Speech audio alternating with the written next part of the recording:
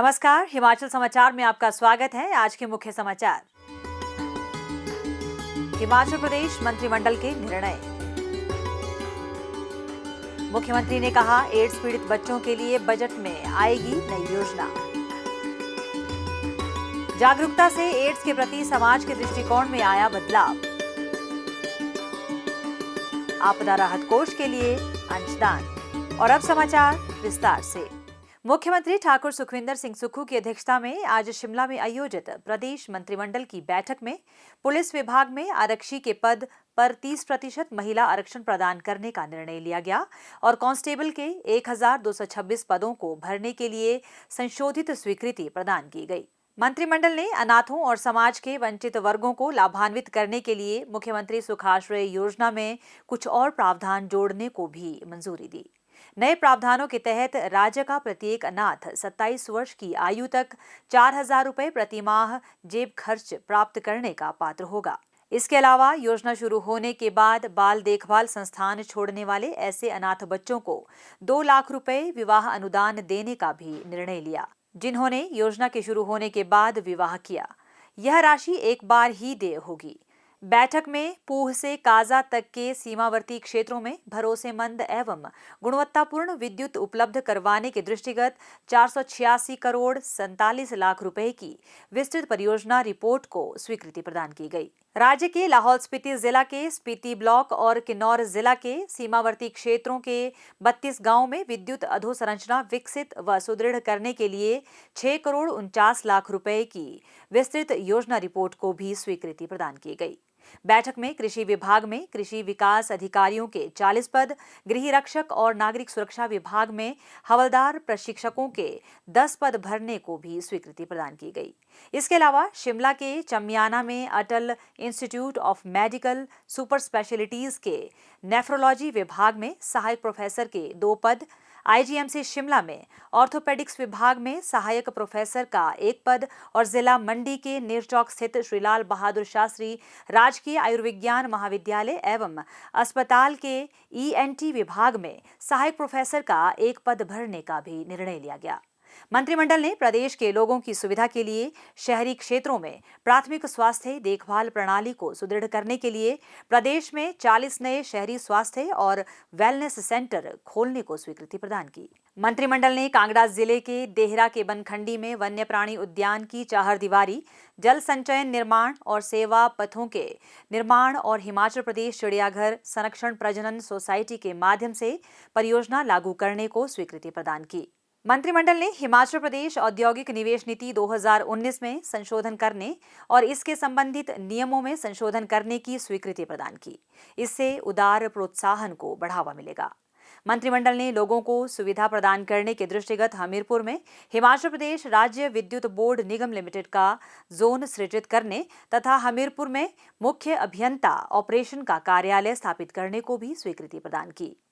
मंत्रिमंडल ने grant in aid के उपयोगिता प्रमाण पत्र सरकार को भेजने के लिए एक समय सीमा निर्धारित करने को भी स्वीकृति प्रदान की।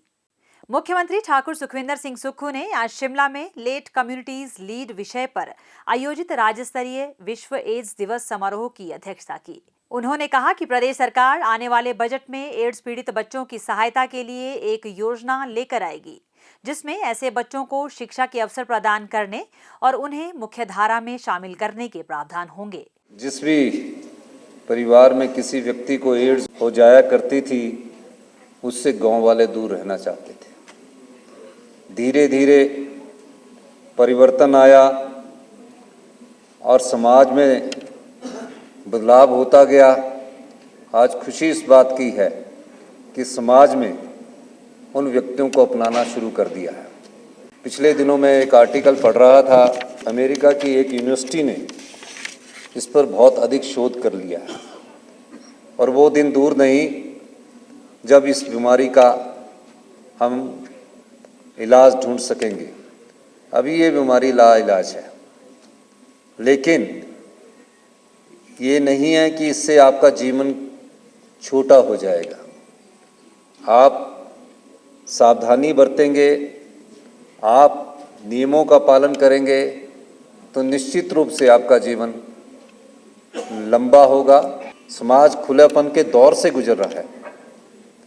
तो मैं ये चीज़ इसलिए कह रहा हूँ कि हमारी सरकार इसमें प्रयास कर रही है, और जो बच्चे हैं उन बच्चों ने कुछ नहीं किया, लेकिन उनको एड्स होगी, उनका कैसे ख्याल रखा जाए, इस दृष्टि से भी मेरा ध्यान आज इस कार्यक्रम के माध्यम से गया है।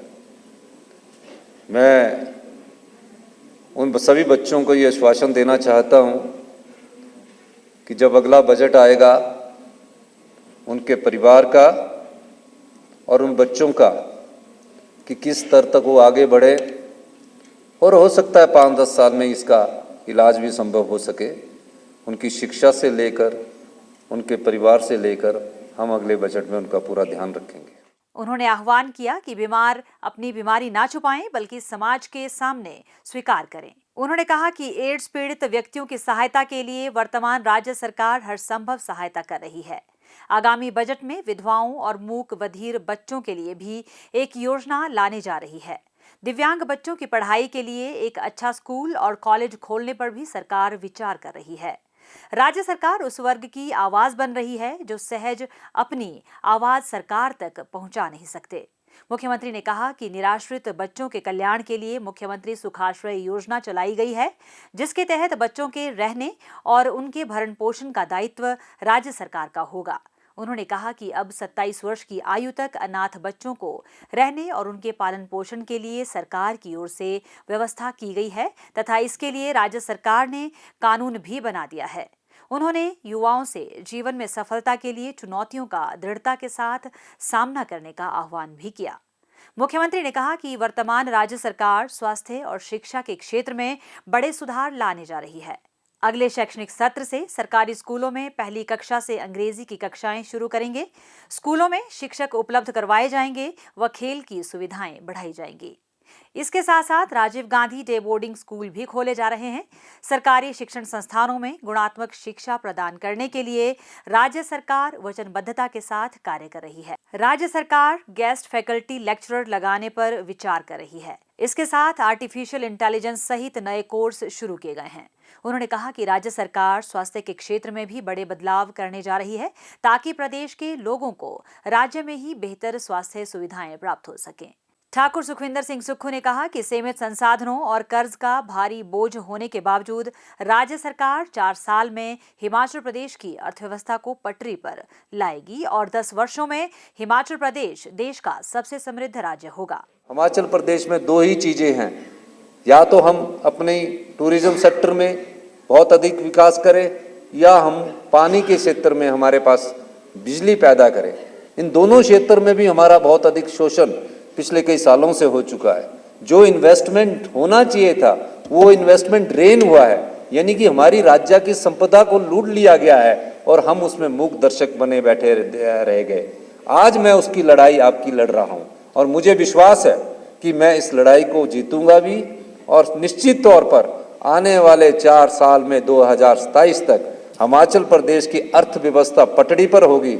जो हम 170 रुपया खर्च कर रहे हैं उतना हम कमाने की स्थिति में होंगे, और 10 साल में जो युवा पीढ़ी बैठी है आप देखेंगे आपकी शिक्षा के स्तर में सुधार होगा, आपके हेल्थ सेक्टर में सुधार होगा, आपकी टेक्नोलॉजी सेक्टर में सुधार होगा, और 10 साल में हिमाचल प्रदेश हिंदुस्तान का सबसे समृद्धशाली और अमीर राज्य होगा। ये मेरा सोच है, ये मेरा विचार है।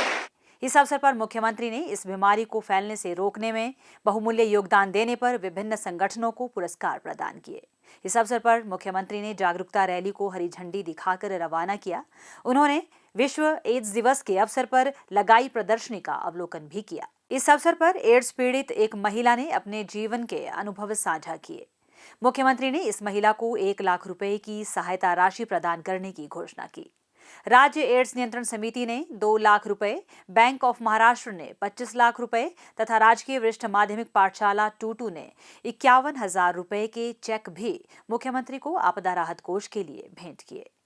मुख्यमंत्री ठाकुर सुखविंदर सिंह सुक्खू को वीरवार को सोलन में जोगिंद्रा बैंक के चेयरमैन श्री मुकेश शर्मा ने एग्रीकल्चर कॉर्पोरेटिव स्टेबलाइजेशन फंड के रूप में 2 करोड़ 51 लाख रुपए का चेक प्रदान किया। उन्होंने आपदा राहत कोष के लिए मुख्यमंत्री को 20 लाख रुपए का चेक भी भेंट किया। इसके अतिरिक्त अर्की ब्लॉक कांग्रेस ने 2,63,000 रुपए, रोटरी क्लब सोलन के अध्यक्ष श्री MP कंवर ने 2,51,000 रुपए तथा एडवोकेट वैभव कुमार ने 1,51,000 रुपए का चेक मुख्यमंत्री को आपदा राहत कोष के लिए भेंट किया। बघाट बैंक के अध्यक्ष श्री अरुण शर्मा ने भी मुख्यमंत्री को आपदा राहत कोष के लिए बैंक की ओर से 2,01,000 रुपए का चेक भेंट किया। मुख्यमंत्री ने जोगिंद्रा सेंट्रल कोऑपरेटिव बैंक के उपभोक्ताओं की सुविधा के लिए प्लैटिनम कार्ड तथा UPI पेमेंट सिस्टम का शुभारंभ भी किया। बैंक ने UPI के माध्यम से 1 लाख रुपए की धनराशि आपदा राहत कोष में हस्तांतरित की। हिमाचल समाचार देखने के लिए सब्सक्राइब करें YouTube चैनल हिमाचल समाचार, फॉलो करें X @DPRHP, लाइक करें Facebook page information and public relations department Himachal Pradesh, follow करें Instagram @DIPR हिमाचल, विजिट करें वेबसाइट www.himachalpr.gov.in। इस अंक में इतना ही। कल फिर होगी मुलाकात। दीजिए इजाजत। नमस्कार।